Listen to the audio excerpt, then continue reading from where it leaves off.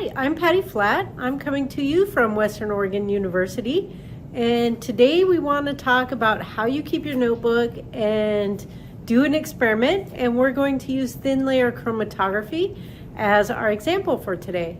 So let's go ahead and get started. So the first thing to do when you're starting an experiment is to have a printout of your directions so that it's right there beside you and you can refer to it during the experiment. But it's also important to be prepared for your experiment before you go into the lab. So a laboratory notebook is definitely needed. If you have a formal laboratory notebook or a composition notebook, these will work fine for what we're doing. And when you set up your notebook, you should leave a few pages at the beginning blank so that you can set up a table of contents. So you want to have that for all the experiments you do, and then you can label the pages as you go through and easily be able to find your work once you've done it. Right? So when you're starting, it's important to start with a lab title. So I have this title here, if you can see it, Thin Layer Chromatography, or TLC. So the first thing that you want to do to get started is to have a printout of your lab instructions ready at hand. It's very important that you be able to go back to that while you're doing your experiment and make sure that you have all the instructions that you're going to need throughout the process. It's also important to make sure that you've read those instructions and you fully understand them. So to do that, you need to prepare your laboratory notebook for the experiment that you're going to be running. So I like to have my procedure fully written up in my laboratory notebook before I even start. And then I set up an area where I also have a place for the results and my notes and any changes that I may have needed to make while I was running that experiment. So for the lab today, we're going to be doing thin layer chromatography. And so I have my notebook started out. So it's important to start it out with a title. So you can see the title here, Thin Layer Chromatography. I've also got the date in my notebook so that I can refer to this in the title or the table of contents and then refer it back to it by date. And I will also put the page numbers up here too. So in fact, this is page 4. So I'm going to indicate that as well. So here's an example of how I prepare my laboratory notebook. And I've gotten this one started. You're going to have to actually finish it as you go along with me and see the procedure that I'll be doing. So today we're going to do the thin layer chromatography as our example. And so I like to start this out having a title. I also have the date in my notebook and the page number up here in the corner. And the page numbers I'll be able to add to my table of contents later and easily be able to find my experiments that I've run. Typically with this opposite side page, I like to leave that blank, or sometimes I like to use that for my reagents so that I can note their lot numbers and the catalog numbers and where they were purchased. Okay, but I usually leave that for that and maybe even some calculations sometimes that I might need to make.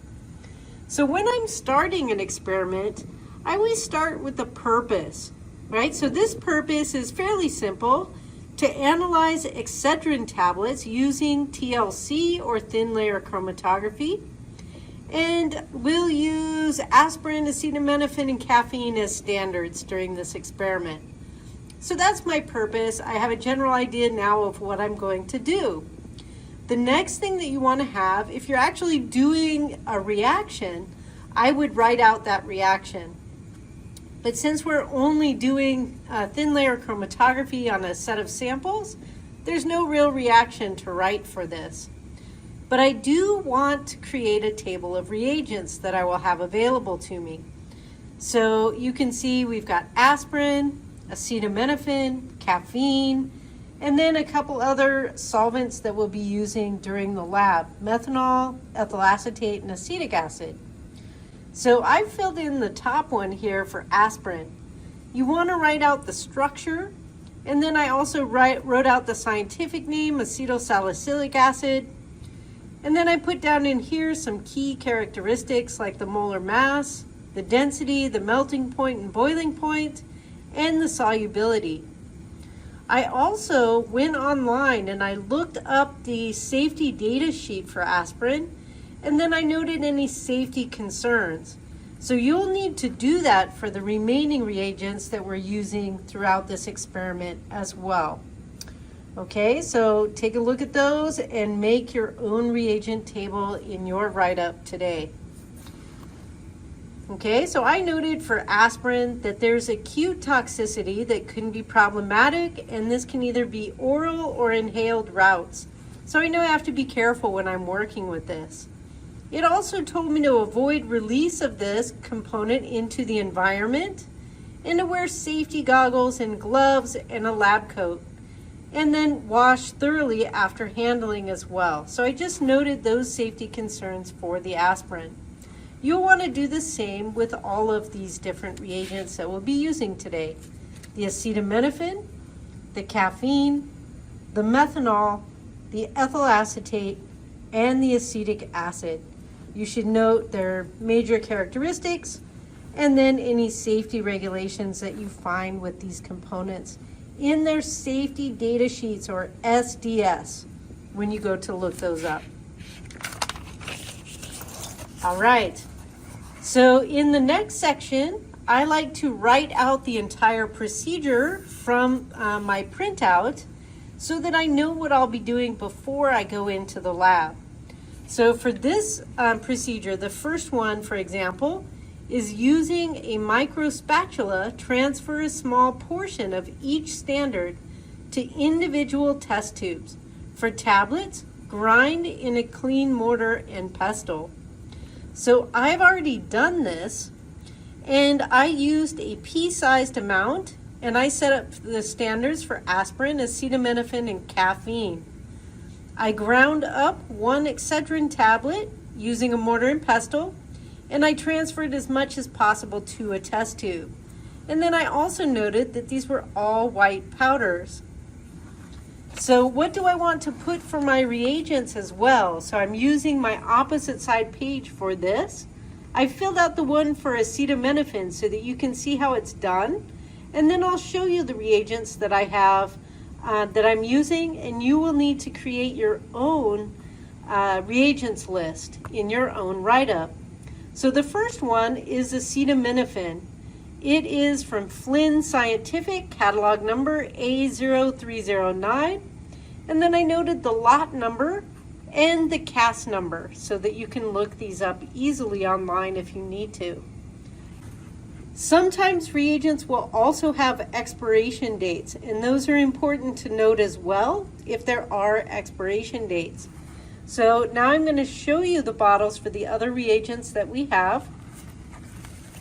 So here's the acetaminophen bottle. And you can see it gives us other information too, but it's from Flynn Scientific. You can see the catalog number up on top there. Also has the molar mass if you need that. But then over here it also has the lot number. Whoop, maybe you can get that there. And then it also gives the CAS number down here. Okay, it also gives you some instructions for disposal as well. So this can help you find how you should dispose of any waste that you would use from this molecular compound. Let's take a look at the other drugs we're using. The next standard that I have is acetylsalicylic acid, or our aspirin. All right, and it has some hazard alerts that are on there as well. Okay, I don't have any other information about this product, about where it came from, or what lot number it is. All right, so that's all we can say about that you got this at WU, and it is in our storage facility. And here is our caffeine. All right, so the same with our caffeine. I've got some hazard notifications on here, but I also do not have any lot numbers or any other information about this. So what that means to me is that these are older reagents that we've had for quite a long time. So hopefully they'll still be good to use, but I would note that these guys have probably been around for a long time, and I want to make sure. Okay, so my next sample is my drug sample. This is my migraine formula. So I don't have the name brand Excedrin. I'm using an off-brand.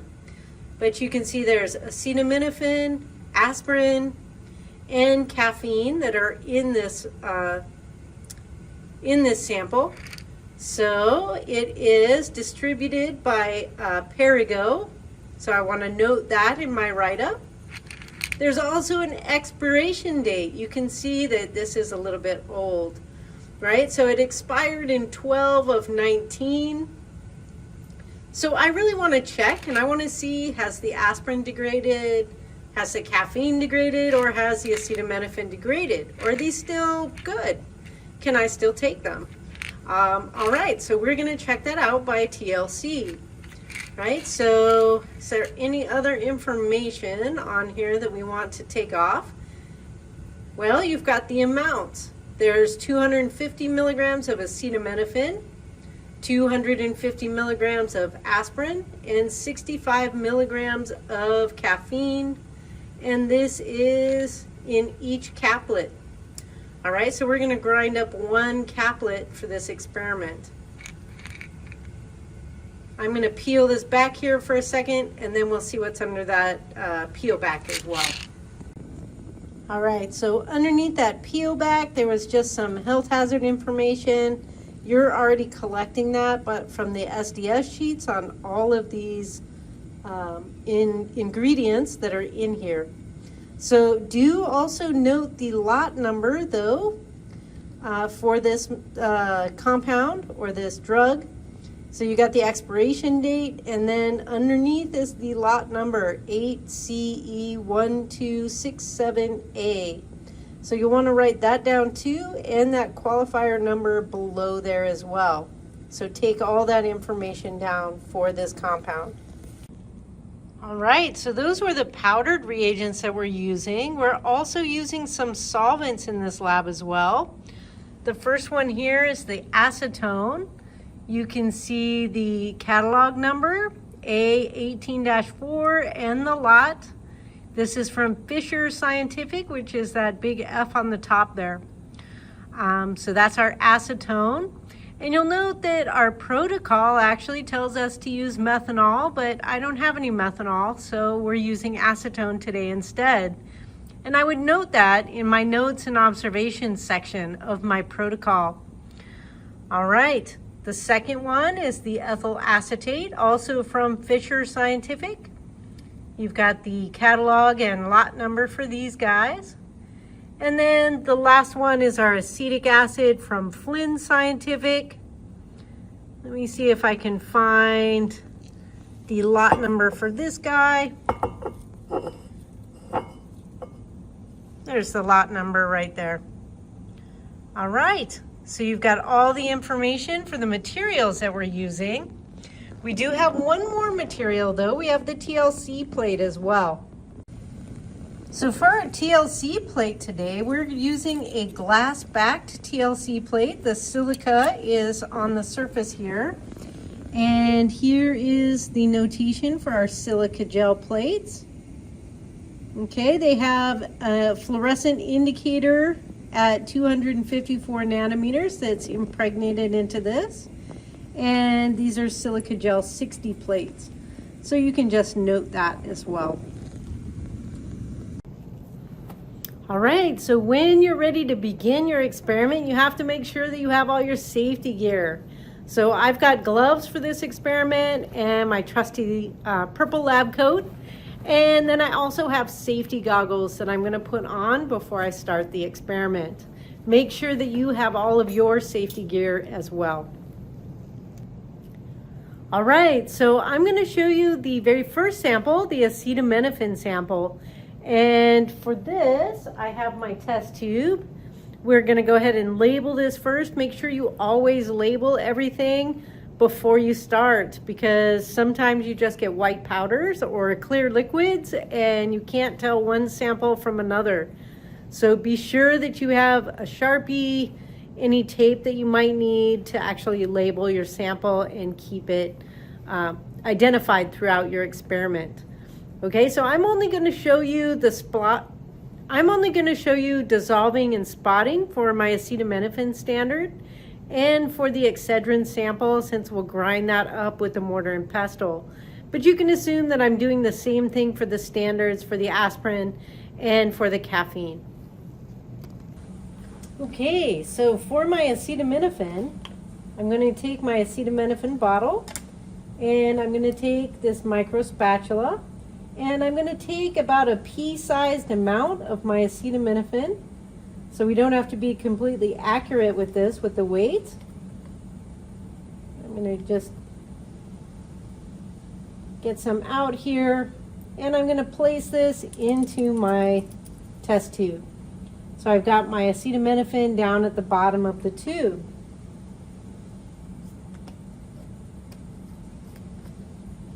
And then I'm going to go and I'm going to wash off my spatula.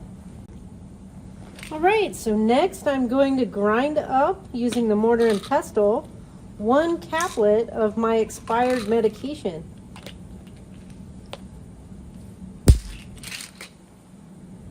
So I've got it in the mortar, and I'm going to take it and I'm going to break it apart with the mortar and pestle.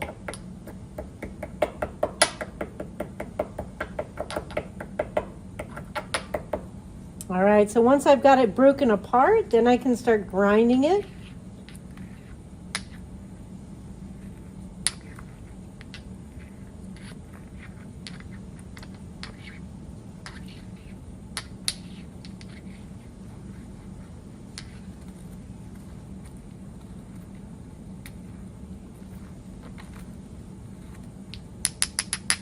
All right, so that's pretty good. So I've got it down to a good powder. All right, and then I'm going to try to transfer that to one of my test tubes, and I'm going to label this migraine, as it's my migraine medication. All right, and my clean spatula, I can transfer this now to this tube.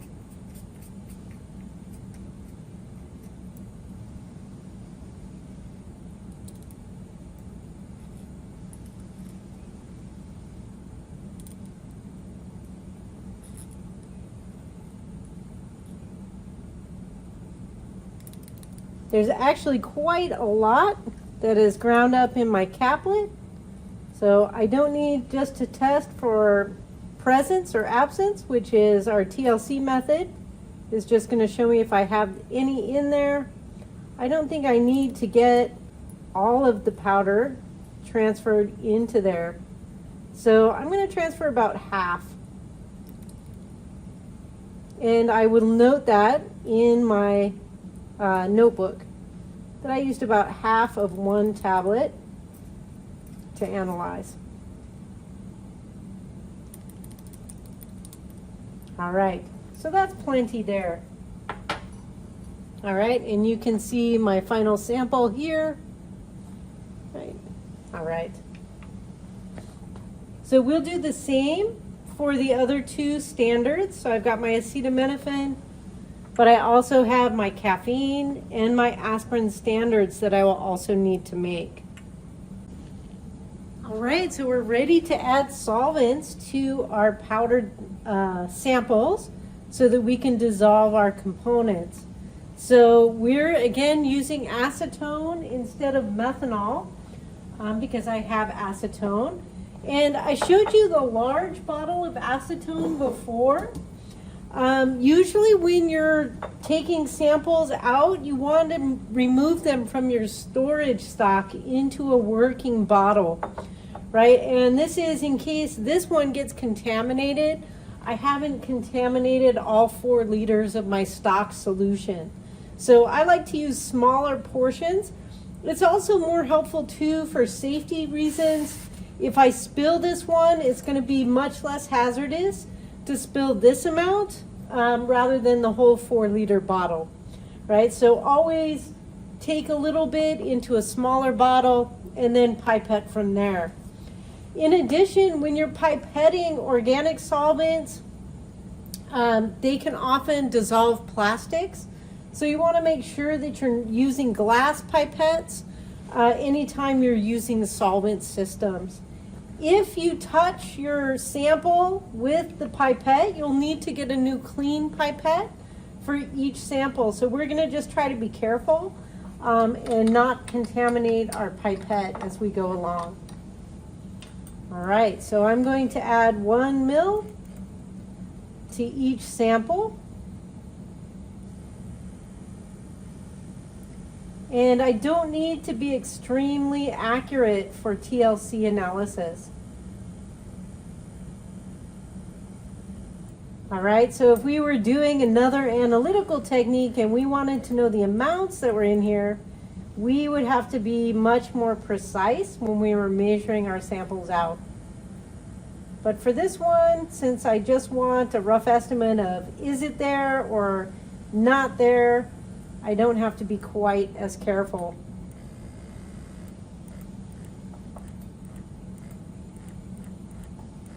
Whoa. All right, that's close.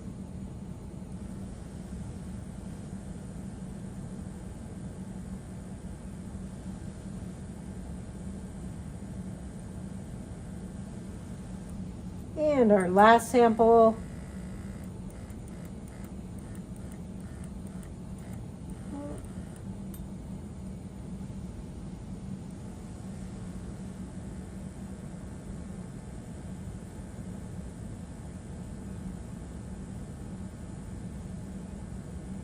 And so we've added our solvent.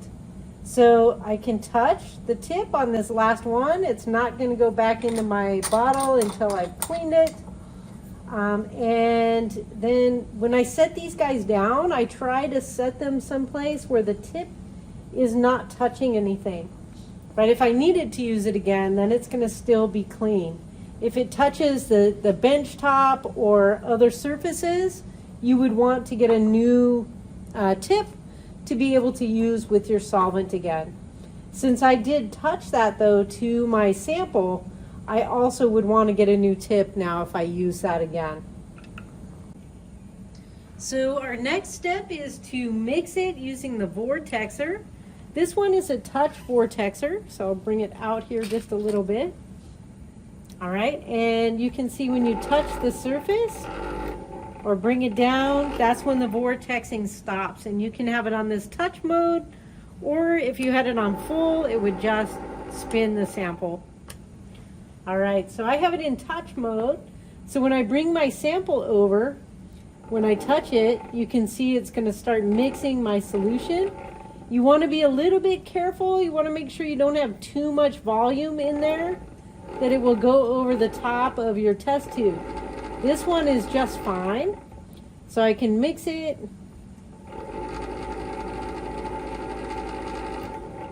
All right, so that's twice.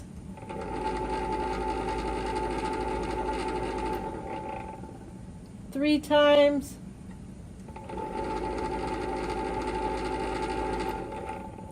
And 4 times. So I did 4 at about 5 seconds with each pulse.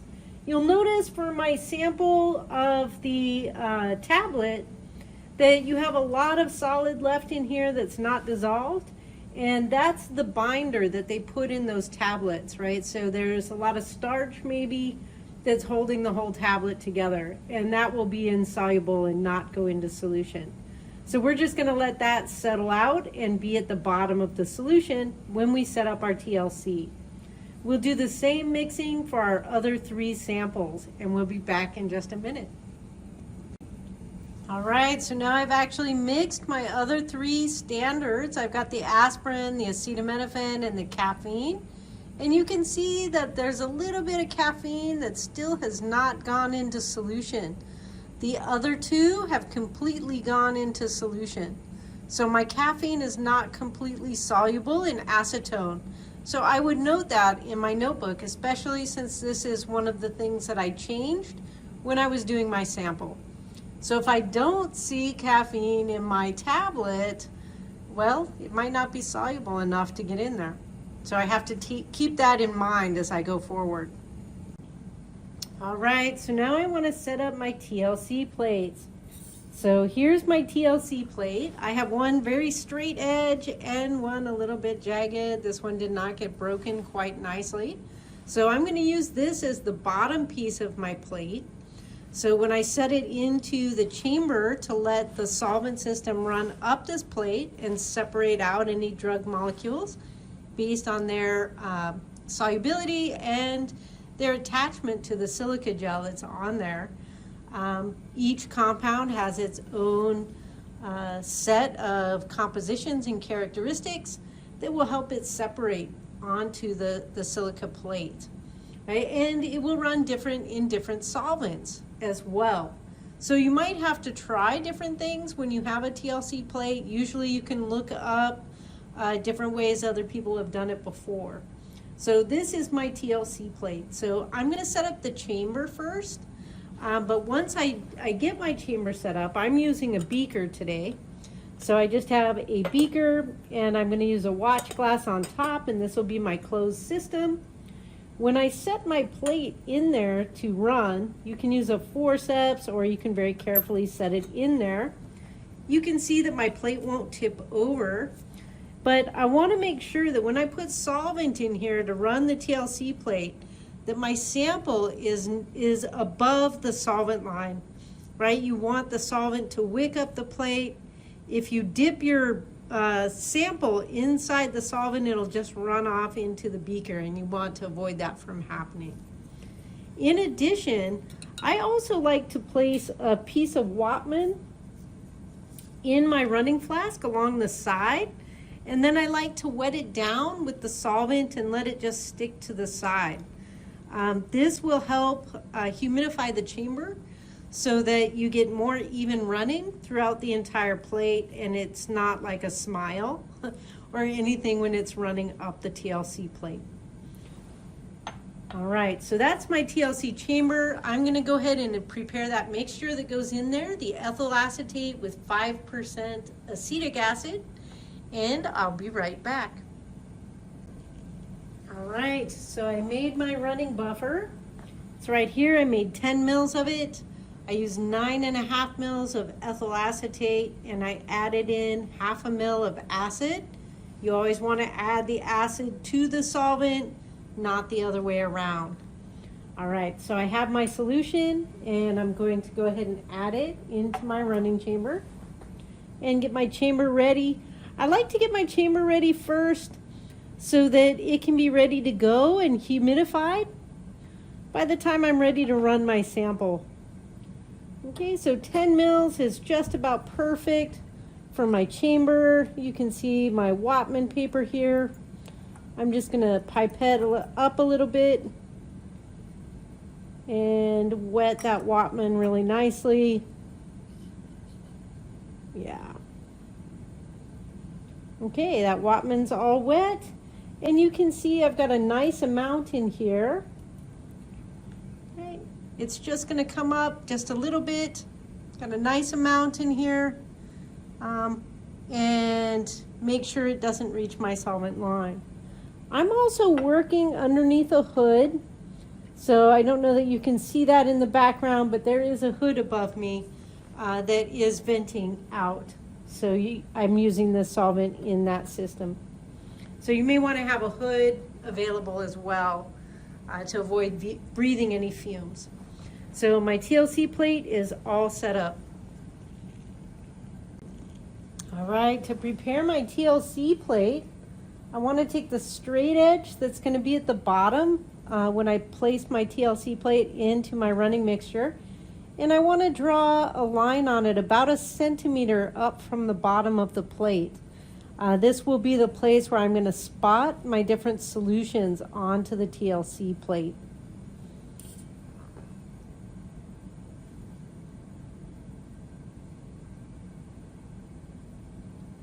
And you want to write just really lightly and gently with the pencil so that you don't gouge the silica gel, right? So there's my line.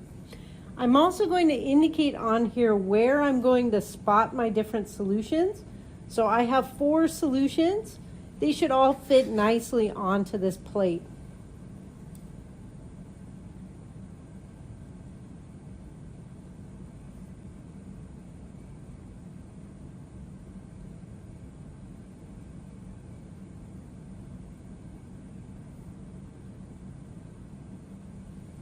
All right, so I've just made some little marks where I'm going to end up spotting my 4 different solutions, and then I'll let them run up there.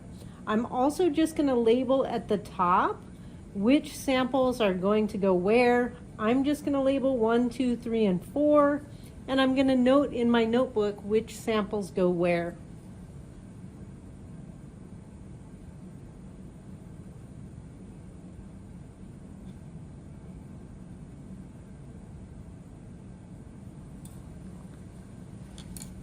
All right, so we are going to do order. I like to do alphabetically when I can, because then if I forget and I get confused, I always know, hey, I did that alphabetically. So aspirin is going to come after acetaminophen, AC, right? Okay, so acetaminophen will be 1, aspirin will be 2, caffeine will be 3, and my sample will be 4. So that's my order for my TLC plates. To spot the TLC, we're going to use these little Drummond micro pipettes, but you can pull pipettes too using the Pasteur pipettes. All right, we should do another video later on how you do that and make your own pipettes.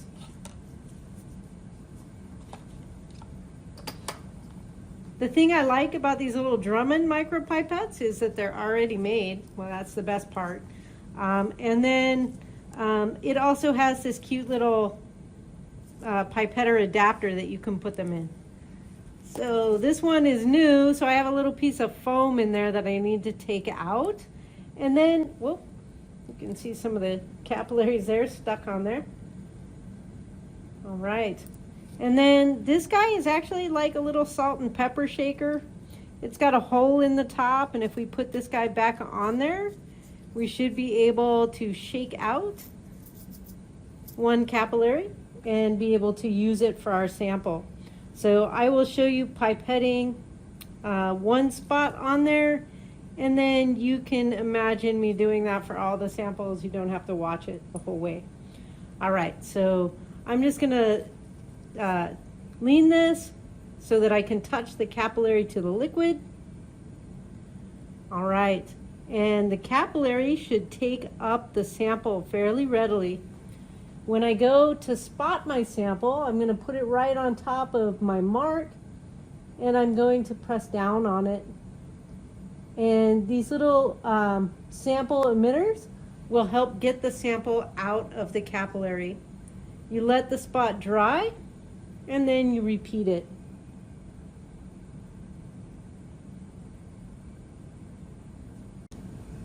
All right, so when you're spotting, you just want to spot a small space. Press down, you can see the liquid go on there, and then it almost immediately evaporates away when you're using a solvent like acetone. So I want to respot onto that same place about, I don't know, 4 or 5 times. I've done 3 so far. So let's do a couple more. Right, and you don't want the spot to get too big. All right. So there's our spot for our acetaminophen, and I'll go ahead and do the other samples, and then we'll get our TLC plate running. All right, so now I have my whole TLC plate. It is all ready to go, alphabetically placed in there. You do want to make sure that all of your spots are completely dry before you set the TLC into the chamber, just so everything has a chance to go into the correct solvent and move up the plate. So my samples look pretty dry to me. I'm going to go ahead and add this into our running chamber. All right, and now the samples are set to run. Let's maybe get a little close up of our sample chamber as it's running.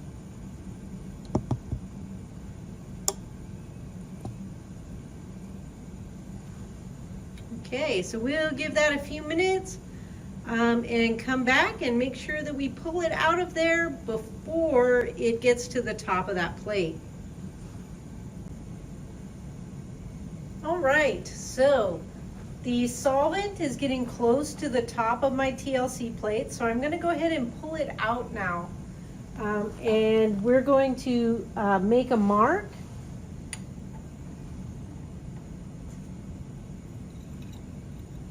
All right, where that solvent front actually got to at the top of my TLC plate. So I'm going to set it here, and I'm just going to mark a line where our front got to. So you have to mark this fairly quickly because your TLC plate will dry fairly quickly, right? So here is my TLC plate. You can see where that solvent front is and where the samples got loaded onto. All right, so TLC is also a presumptive test, right? So it will tell us if we likely have that sample in there. We at least have a compound that runs with the known standard of that sample. So that's the first indication that we have that the compound may actually be there.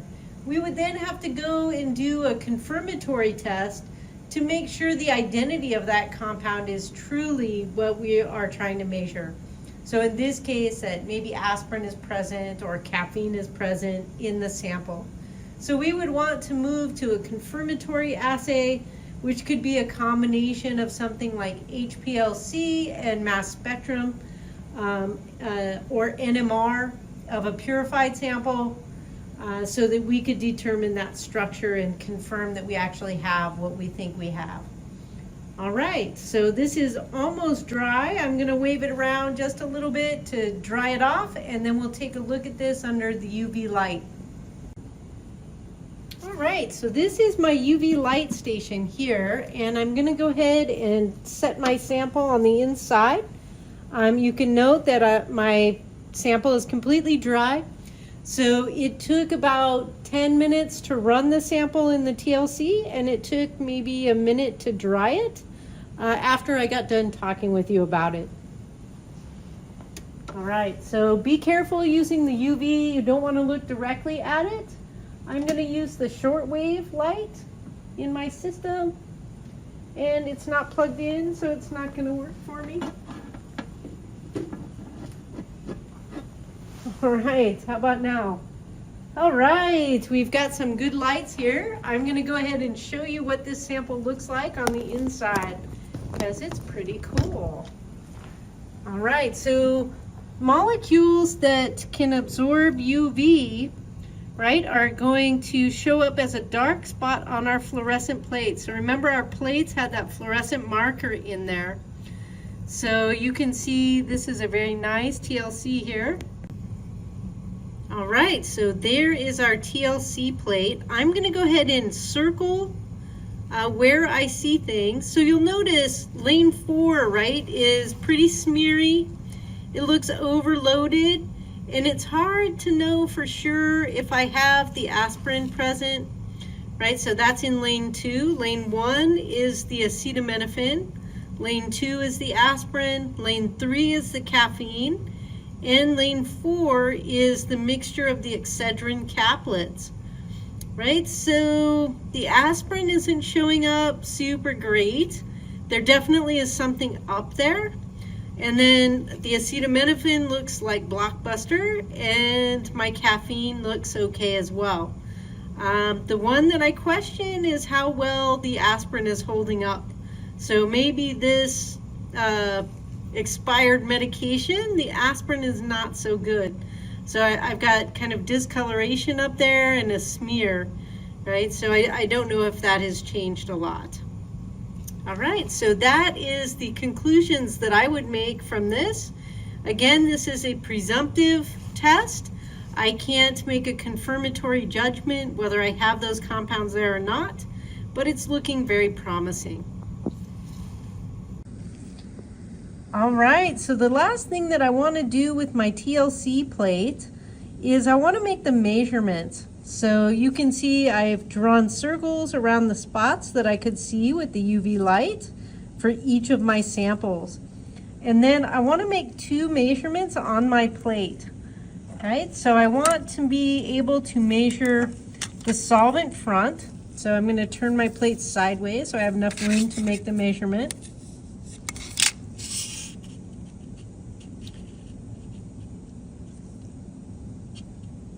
Okay, so I want to measure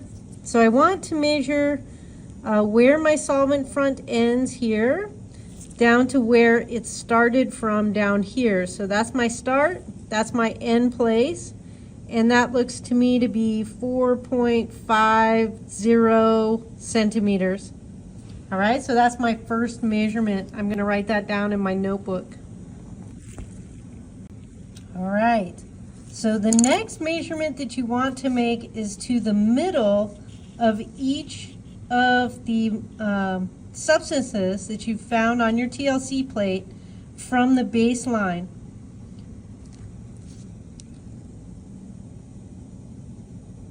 All right, so I'm about in the middle of lane 1 spot there. So I think that is 2.49 to me. So that's what I'm going to write down for my first spot, which is the acetaminophen in lane 1. All right, and then I'll go ahead and measure all of the rest. So make sure when you're making your measurements that you're going out to the significant figures, right? So you can clearly measure on this one 2.1, 2.2, 2.3, 2.5, 2.8, right? And then your best guess is going to be at the hundredths position.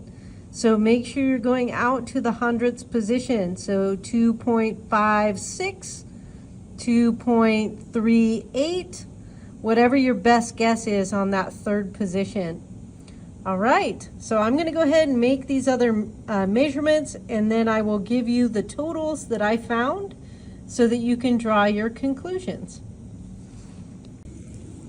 All right, so here is my notebook entry. I've drawn a picture of what my gel looked like. I will also print out my actual picture, and I'll tape it in my lab notebook as well so that I can see what it looked like in real life.